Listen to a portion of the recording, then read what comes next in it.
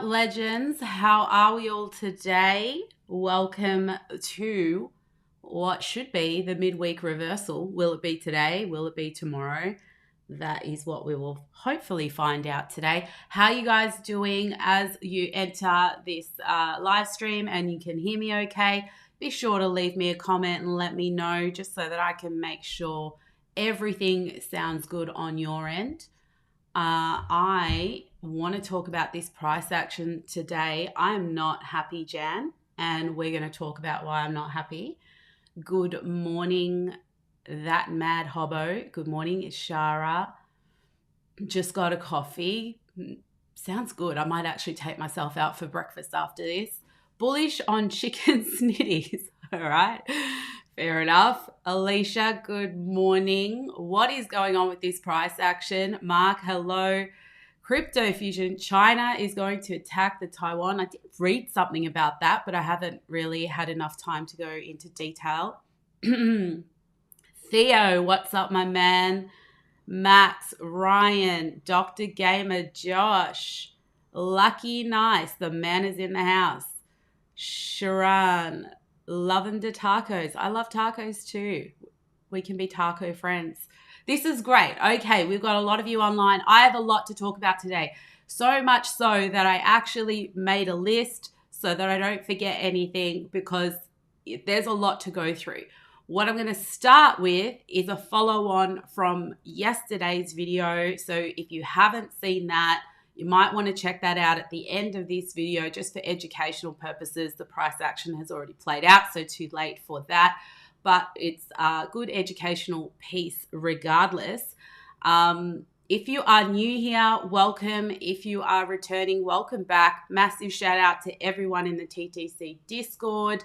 Lots of new members joining us over the last couple of days. It's so great to see people wanting to learn this method because this really is the method that gives you an edge on your trading, learning to trade not like the 99% are taught, but the 1% who actually move the markets. Now, let's talk about this price action because I'm not happy at all. Yesterday, we talked about price coming down into this area here where I have the green box marked out. And we talked about that being an area of interest thanks to the levels in trading, like the heat map levels, which we will get into in more detail. The key area, the key number that we were looking at was this 22.6.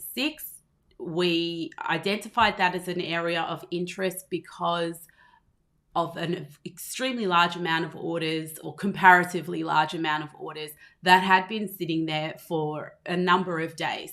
This wick here did take us right into that zone.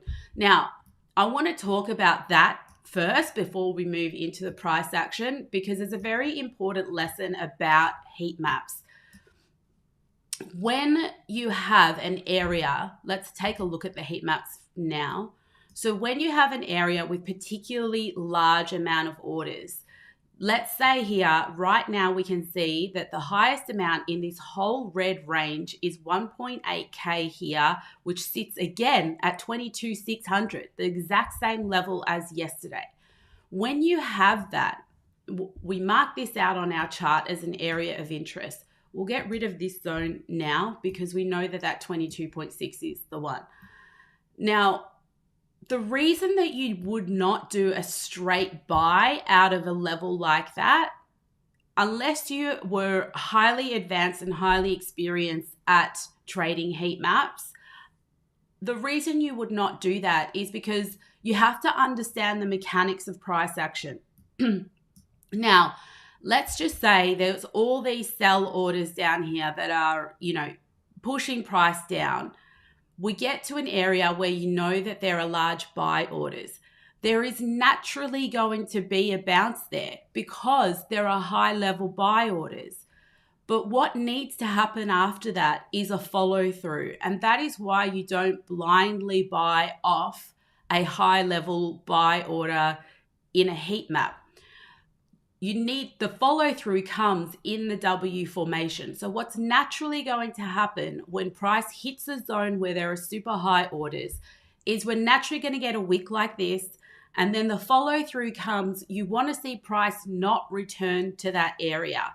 At this point in time, on the very next candle here, at that point in time was not a good sign, because the wick closed, the candle closed up here, then the next candle came back into the wick zone.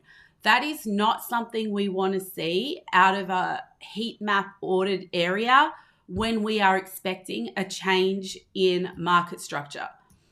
So at this point in the price action was not particularly a very good buy zone. Now, a highly advanced trader would know how to read that and may go in or may start to build positions there, but I won't get into that on this video. But as a general rule, when you see a very high level of orders, whether they're long or short, you wait to see the reaction after that. Now, as you can see here, this was the move away from that level, got up to the 50 EMA, then we came back and we got our W hammer here. You actually had two chances at a W hammer. Let me point them out. So if you didn't like that one because it was red, that's fair enough, but you did get this one as well. So there were two opportunities to get in on a W after price touched on that 22.6. Now that's great. Oh, I'm so sorry about my cough, guys. However, let's talk about the games that the market maker played with us after that. This candle right here was on the news event from last night. Let's have a look at which news event that was. It was the JOLTS job openings right here. And this is the games that market makers play. So as that news comes out, they shoot price to the upside. That gets you to panic into a long position, or that's the goal, is to get retail to panic into a long position. They bring it right back. That may have taken out some of those people who went 100x leverage long during that candle. May have, may not, doesn't matter. Then we come back from the retrace.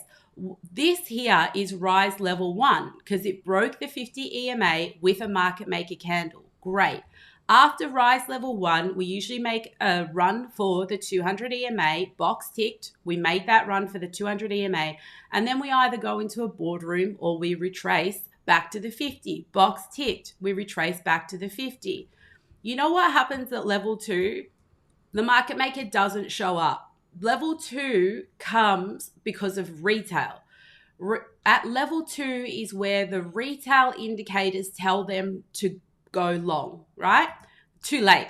So let's take a look at RSI, for example. So the RSI here pushed up, came back to retest the 50 line. Retail traders who like RSI consider the 50 line like a support resistance flip. So if the RSI breaks above, comes back to retest and stays above the 50 line, that's their entry. So a lot of retail jump on here. You can see no market maker candles. You know what this is like? This is, the market maker is like your cousin at a Christmas party who starts the fight here and then they go and sit in the corner and just watch the rest of the family fight while they sit there with their beer and laugh at you and everybody else piles on to continue that fight. The next time the market maker comes back is to finish off that fight, and that's at level 3. Here's why I'm not happy, right? The market maker hasn't come back for level 3. So that goes to show us that this entire move here was a fake move to induce retail to open long positions. That's me. I'm that cousin. Oh, you know what? I wouldn't put it past you, Lucky. But this is why I'm not particularly happy right now, is because the market maker started the fight and he hasn't come back to finish it. Now, let me just do something here. The other thing too is, and now look, we're heading right back down. Sorry, just give me 1 second. Okay, now, so we got our W formation. We got our fake rise level 1 to induce us to go long. We got the level 2 where retail fell for it. And then the market maker did not come back for level 3. Instead, what they did was they came back underneath for another potential retest that failed the 50. And then we have come back to fail again the 200 EMA. This is extremely bearish still. However, if you remember, when we were looking at the heat maps, we still had those orders sitting there at 22.6. Now they've moved up to 2K. So here's what may happen in this price action. If we zoom out on it, actually, it's probably going to be easier to see on the 1 hour. So on the 1 hour, we may potentially have a H pattern right here where price comes from a downtrend, comes up for a little bit of a recovery, then it comes back to revisit that zone. At that zone there is where the decision gets made if it's going to bounce to the upside or it's going to break and continue down to the downside. So in my opinion, you can't have a bullish or bearish bias right now because it is dependent on that H pattern playing out. The fact that we have those buy orders still at 22.6 is a pretty good sign for a bounce. But then we have the same issue that we talked about at the start of this video, where you have to wait for the movement away from that 22.6 afterwards if you're actually going to take a long position. The other worry that I have about this as well right now, even though I know those orders are there, we know that the orders can move at any time. So as price gets closer, we do need to be watching the heat maps to see if those orders stay there. If they stay there, that's going to be a good sign. If they start to move down, it doesn't make that much sense to me why the market maker would stay in this area for such a long period of time and not come back to rebalance this zone, other than an 800 EMA bounce on the 1 hour time frame. That would be the only reason. But if we break below that, it just doesn't make sense why they would not come at least to recover 50% of this candle. Now, what I want to do with this candle as well, as you can see, that is marked out as a zone based off that 1 hour market maker candle. But when we go down to the 15-minute time frame, it's actually broken up into 2 or 3. Yeah, 2 or 3. So you can see we've got this blue one right here, but the one I'm more interested in, I just want to tighten that zone up a bit so that we have something a little bit more realistic to play with. When we tighten that zone up, that takes us just a little bit under 22,000 to, at the highest level, 22,500. So that's our range that we are particularly interested in if we come back down lower today. Now we want to have a look at that on the heat maps. And we know we've got this range here. That takes us 22.4. That's the top of that candle, to where price is eating into now at 22.7. And then again, that highest level is still sitting there at 22.6. But look at this. We currently have longs building down here at the 22K level. That 22K level is the bottom of that 15-minute candle down here. It would also be above the 50% line of the monthly candle that I marked out on yesterday's video. So the conclusion from all of this is price is, number one, has to come back to retest this 22,600. If it cannot hold that, change market structure and move out, away and up, then I believe we're going to come into this zone potentially to around the 22K level. And then that is where we will reassess. And we may get our midweek reversal there. Now, that may not be today. What would give us a reversal is usually a news event. So if we line that up to news events that are coming up, what have we got left? We've got nothing really today. Tomorrow, this will be midnight tonight. We've got ISM services, that maybe, but these ones are probably a little bit bigger, which would be tomorrow night, 9 p.m. We've got Bank of England, monetary policy report, policy statement, official bank rate. There's a fair few things. And then an hour later, we also have the US unemployment claims, which is, kind of grabbing a lot of attention at the moment. So it could be that our midweek reversal comes tomorrow night. For Melbourne, it will be tomorrow night. And that could mean that we may continue to bleed. We may break this 22.6 and we may come into this zone before we actually get any bounce. Not banking on this zone until we see what happens at 22.6. So look out for that H pattern today is the moral of the story. And if we break that, then we're looking into this area of what's the word? Interest. Sorry. Brain went blank there for a second. Now, I want to also point something else out to you about just what is going on in the rest of the market to be aware of, because I know I've noticed a lot on social media, people are saying that the bottom is in because we didn't have a ridiculously bearish sell-off with this imitation recession news, which is it a recession or not? We don't even know. But because we didn't have a huge sell-off there, people are believing that the bottom is in. I just want to caution you about something. Number one is the S&P on the weekly time frame. It has had a very clear M formation with a drop level 1. This retrace here on the weekly has turned that previous support into resistance. Now, yes, there are still 2 days to go on this weekly candle, so anything could change. But I want you to be aware that if this is an M formation, which I believe it is, we've had drop level 1, we've had the retrace, which has failed to get back above the 50 EMA, we are due for a drop level 2 at the very least. So if that happens, I don't see how crypto can remain bullish and keep moving to the upside. That's number one. Now, when we look at the NASDAQ and we do the same thing, we also have an M formation. We have potentially had 2 drops on the NASDAQ. So this could be drop 1 here and this here could be drop 2. This is our retrace, but we are still under the 50 EMA. So, and again, we have turned a previous support currently into a resistance level. So we would expect more downside on both of these on a higher time frame kind of situation.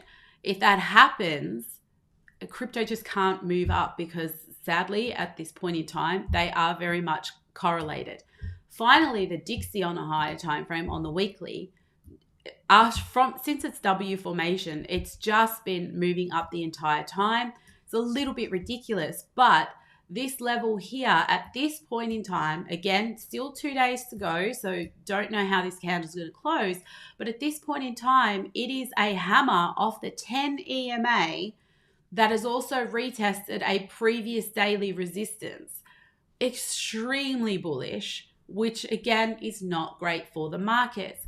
So I just would not at this point in time be jumping ahead to believe that there is more upside to come. There is a lot that needs to happen before we can have any continuation of a bullish uptrend. In addition to that, there's one other thing that I want to show you, which is a little bit scary at this point in time. Before I do, if you are enjoying this content, please smash that like button, hit subscribe if you are not already subscribed. And if you are wanting to learn this method in detail, the beginning of the month is the most perfect time to join the Patreon. So be sure to grab the link from the description of this video if you're interested in getting in there to learn how to do all of this for yourself. There is also in the description of this video, there is a link to OKX, my preferred exchange. You can get 15% discount on trading fees with that link. Now, here's what I want to show you.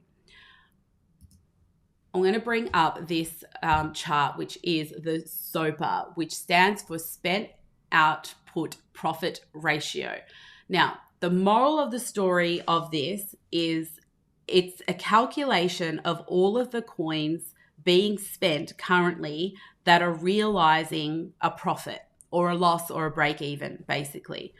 If the number, this straight line across here, if the number is 1, so if the orange line is matching up to that straight line at number 1, that is break even. That means that people who are buying coins and spending coins are basically at break even. They're not making any money when they buy them as opposed to when they get rid of them. If the number was to jump up to say 1.2, that would mean that people are realizing about a 20% profit overall in the market. So on average, people who are buying crypto would be gaining about 20% if that line sits, as an example, at around 1.2. Below 1, if this orange line drops below 1, what that means is that people are buying their crypto and selling it at a loss. Now, that's not good, because what that means is that people want out of the market. The bull market cannot return if everybody is selling at a loss and wanting to get out, okay? So when we zoom into this area here a little bit closer, we can see that we dropped below this line in around April of this year.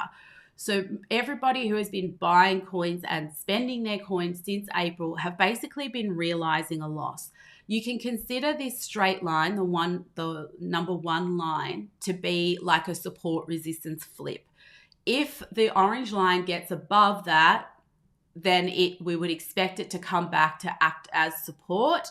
And if it can come back to act as support, then we would consider that we may be in the beginning of a bull market.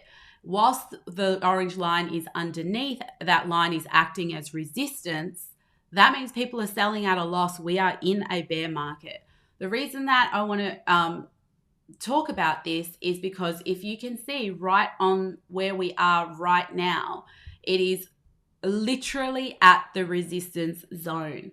And I'm seeing a lot of people on social media talk about, that the bottom is in. They're talking about their altcoins that they're going to start buying, talking about all these sorts of things. But when you look on chain, this does not tell us that the bear market is over and that it is the time to be buying anything, really.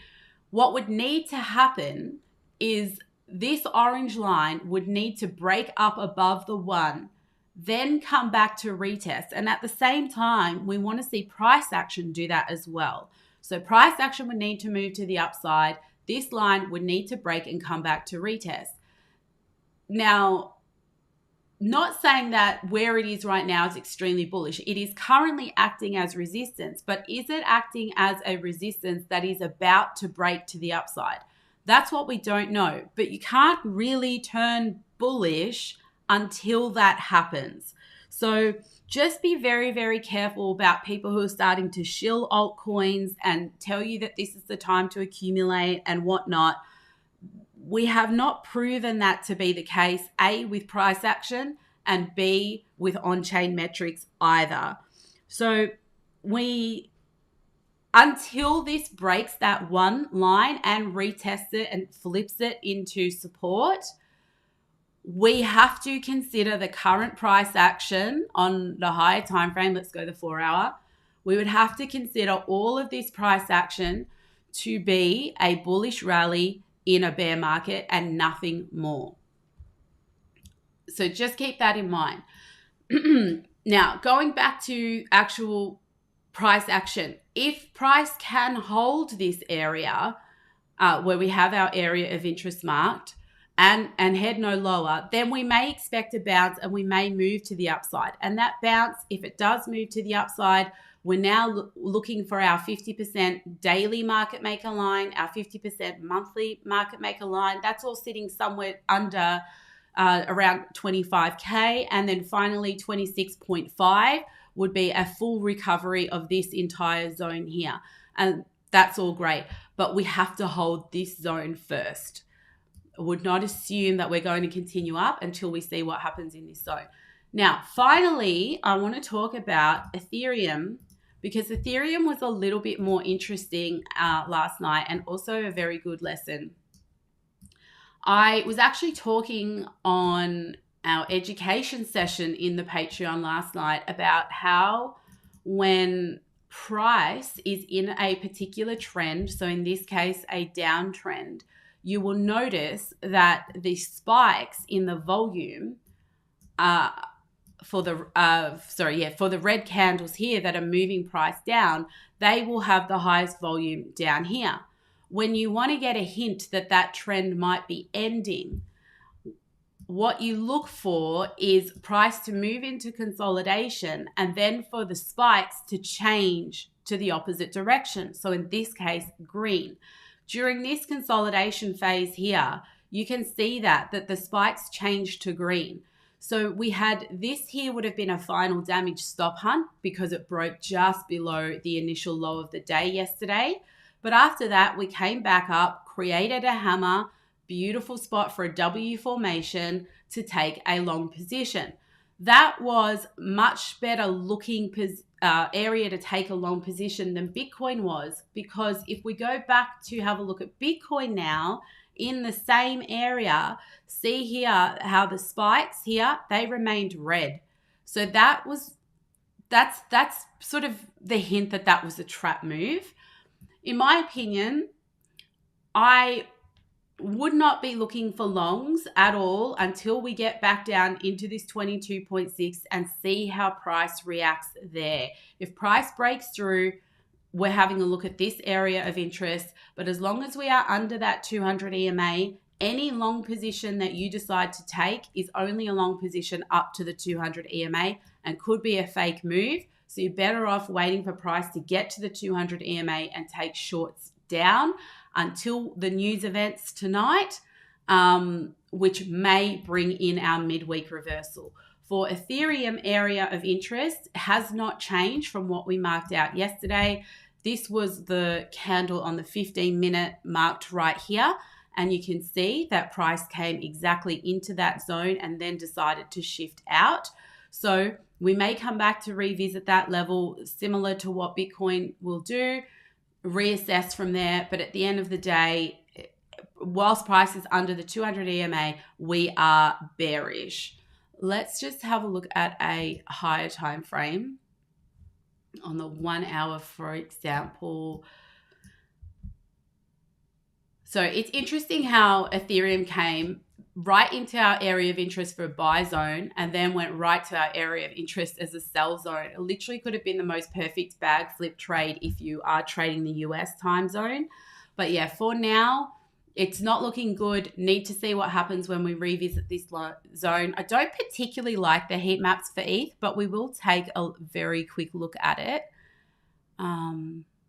Oh my Lord, my brain has switched off. Where is ETH? Binance Futures ETH. Here we go.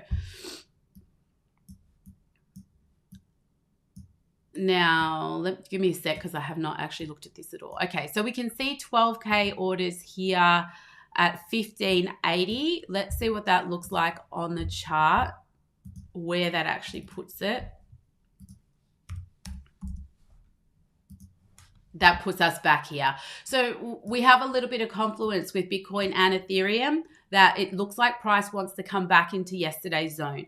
That's the area of interest for both of them. Keep an eye out on that. You want a strong bounce out of that area if it's going to change direction. Ideally, you also want it to line up with the news event. So if it were to happen in Asia, it's a little bit too early because the news events aren't till tonight. But if this move here sort of calms down a little bit and starts to taper off and we hang around this zone until the news event tonight, that may be your midweek reversal. That's about all I have for you guys today. Let me just read my notes and make sure. Yes, it is. Let me go through some of these comments, see if there is anything else going on. Could this be why Musk sold BTC to lower the price? I doubt it. I think, didn't he just say he just needed the money? I don't know if there was an actual agenda behind it. Oh, okay. I can see people looking for this indicator up here for the session times. I'll just point that out to you. If you go up to indicators and you type in market, it's this one here, market session times by Trade Travel Chill. Don't look for this one, the market maker. That's not the right one. Actually, I'm going to unfavorite it. Market session times is the correct one, and that will put these up here. It also does have the moon cycles, which, by the way, I keep forgetting to mention, we are in the bearish moon phase. So we're in that until the end, the middle, I think around the 10th of the month. So just also, it does mean that your shorts are going to play out a little bit better than your longs. Could you quickly show how you mark your area of interest? Sure, I can absolutely do that. So my area of interest is always previous market maker candles that have not been recovered. So just simply looking for big areas of green or red candles and where price has not yet returned, whatever time frame I'm trading on at the time. So in this case, I'm pretty much trading the 1 hour at the moment. So this candle here becomes my entire area of interest. Once I have that, I then will match it up to the heat maps and see if I can see the highest amount of orders in that zone. That will give me the idea of where within that zone I believe price may bounce. If the zone is huge because I'm on a higher time frame, I just drop down to a lower time frame and refine it a little bit. You'll find usually that if you have a big candle like that on the 1 hour, you'll probably have 3 hits to the high on the 15 minutes. So here you've got the blue one, that's hit 1. This green one is hit 2. This green one is hit 3. So you can just bring it in closer to those areas and take it one by one if you like. Again, then you match it up to the heat maps. And if you have a very large order here, you would expect that price probably isn't going to come down into these 2 candles, that this may be the one, which at this point, that is what we're looking at when we go left, because we know that the current orders are sitting right above that level. Hopefully that helps. Midweek reversal would be a move to the upside or downside. Upside, because when you zoom out, so you always want to zoom out at the start of a week and have a look to see what was the last peak formation. Was it a high or was it a low? The last peak formation was up here, so it was a high, which means that we would expect the start of the week down, midweek reversal up. All right, guys, I'm going to leave it there. Thank you for joining me today. Watch out for those zones. I will be back tomorrow. Don't forget to grab the links in the description of this video and smash that like and subscribe if you have not already. See you tomorrow.